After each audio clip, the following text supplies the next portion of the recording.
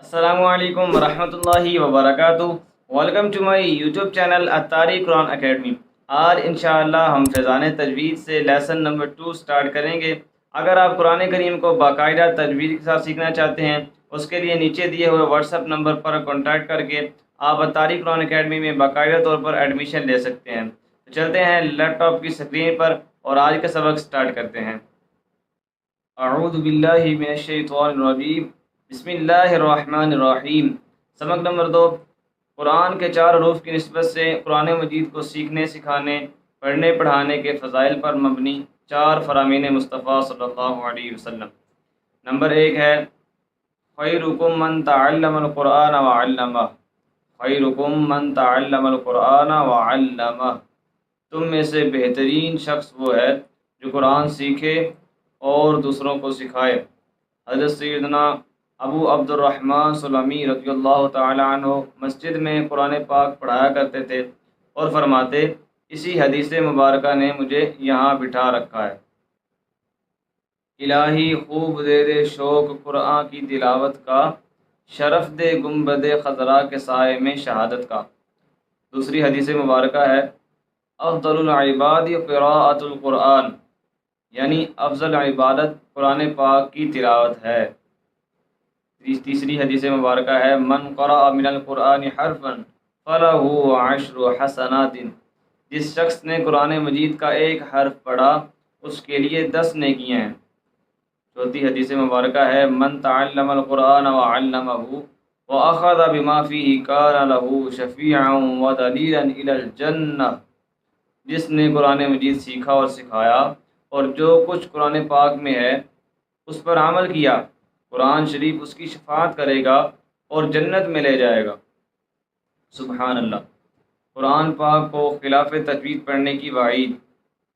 تعلیم قرآن کے فضائل پر بے شمار احادیث مبارکہ خطب احادیث میں موجود ہیں، مگر یاد رہے کہ یہ فضائل اور اجر و ثواب اسی وقت حاصل ہوں گے جب کہ قرآن کریم کو درست تلفظ اور صحیح مخارج کے ساتھ پڑھا جائے، کیونکہ غلط طریقے پر پڑھنا بجائے ثواب کے وعید و عذاب کا باعث ہے، جیسا کہ حضرت سیدنا انس بن مالک رضی اللہ تعالیٰ عنہ فرماتے ہیں رب قارئ للقرآن والقرآن یلعنہ، بہت سے قرآن پڑھنے والے ایسے ہیں کہ غلط پڑھنے کی وجہ سے قرآن ان پر لعنت کرتا ہے۔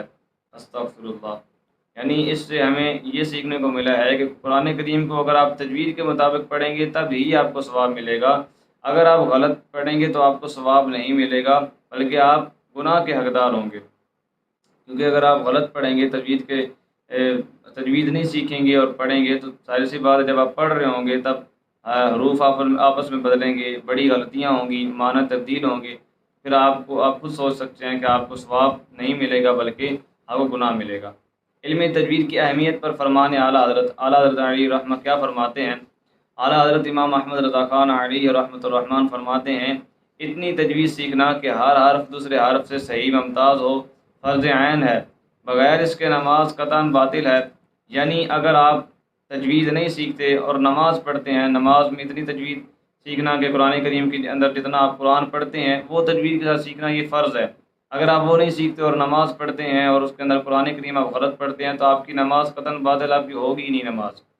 تمام بیچاروں کو تو جانے دیجیے، خاص کلانے والوں کو دیکھیے کہ کتنے اس فرض پر عامل ہیں، عمل کرنے والے ہیں۔ میں نے اپنی آنکھوں سے دیکھا اور اپنے کانوں سے سنا، کن کو؟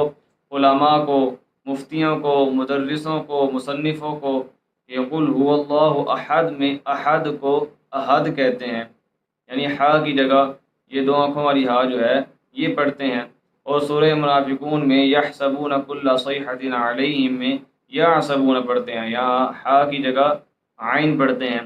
ہم العدو فاحذرہم کی جگہ فاحذر پڑھتے ہیں، فاحذر کی جگہ وَهُوَ الْعَزِيزُ کی جگہ هُوَ الْعَزِيزُ پڑھتے ہیں۔ یہ کون فرما رہا ہے؟ اعلیٰ حضرت فرما رہے ہیں۔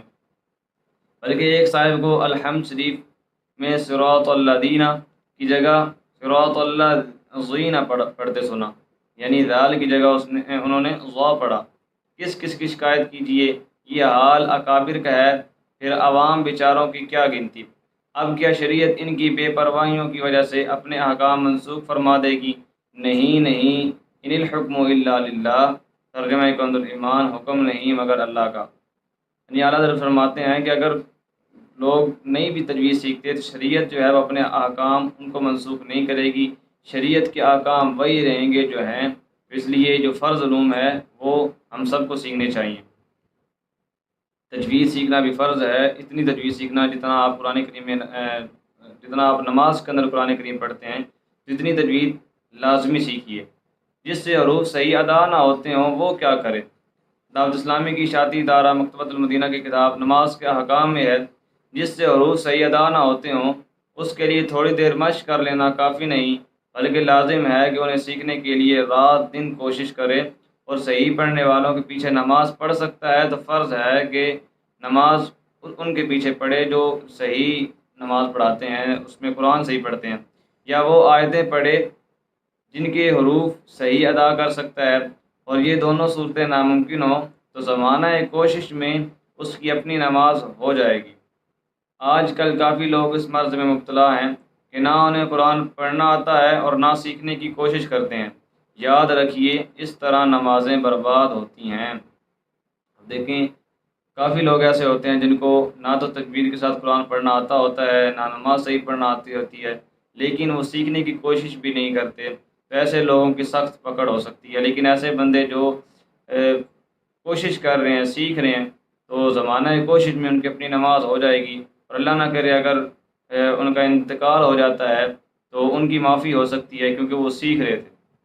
فرمان امیر اہل سنت دامت برکاتہم العالیہ آپ کیا فرماتے ہیں کہ آپ نے قرات کی اہمیت کا بخوبی اندازہ لگا لیا ہوگا، واقعی ہی وہ مسلمان بڑا بدنصیب ہے جو درست قرآن شریف پڑھنا نہیں سیکھتا۔ تو آج کا سبق ہمارا مکمل ہوا ہے۔ اس حوالے سے آپ کو کوئی بھی کوشچن ہو تو آپ پوچھ سکتے ہیں۔ قرآن مجید کی فضیلت پر احادیث مبارکہ یہ اپنے پیچھے پڑھی ہے، قرآن پاک کو خلاف تجوید پڑھنے کی وعید، اس پہ آپ وہ اعلیٰ حضرت کا جو فتویٰ ہے آپ وہ بتائیں گے۔